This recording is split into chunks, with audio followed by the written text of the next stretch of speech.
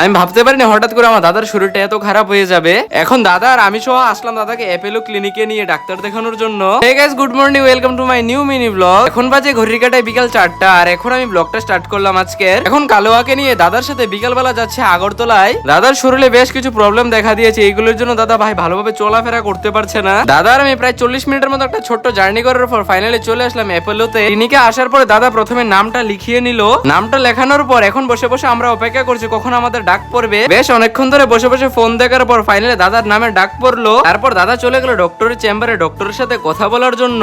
আর এখন আমি বাইরে বসে বসে অপেক্ষা করছি কখন দাদা আসবে ডক্টর দেখিয়ে। ডক্টরের সাথে কথা বলে রিপোর্ট নিয়ে আসার পর এখন চলে আসলাম মেডিসিন নেওয়ার জন্য একটা মেডিকেল শপে। প্রায় এখান থেকে দাদা 5,000 টাকার মতন ওষুধ নিয়ে নিল নিজের জন্য। ফাইনালি আমাদের ওষুধ নেওয়া কমপ্লিট আর বিল পেমেন্ট করাও শেষ। সবকিছু কাজ শেষ করতে করতে হয়ে গেল অনেক রাত, আর আমাদের পেটের মধ্যে খিদেও লেগেছে অনেক। তারপর চলে আসলাম পেটের জ্বালা নিবারণ করার জন্য মন্টু কাকার বিরিয়ানির স্টলে। তারপর এখান থেকে নিয়ে নিলাম চিকেন কষা আর ফ্রাইড রাইস। তারপর দাদা আর আমি মিলে একসাথে মজা মেরে পেট পূজাটা করে নিলাম। তো ভাই দেব এখন আমরা খাওয়া দাওয়াটা শেষ করে যাই বাড়িতে। আর তোমরা ততক্ষণে চ্যানেল নতুন হলে চ্যানেলটা সাবস্ক্রাইব করে ব্লগে একটা লাইক করে সুন্দর একটা কমেন্ট করে দিয়ে যাও।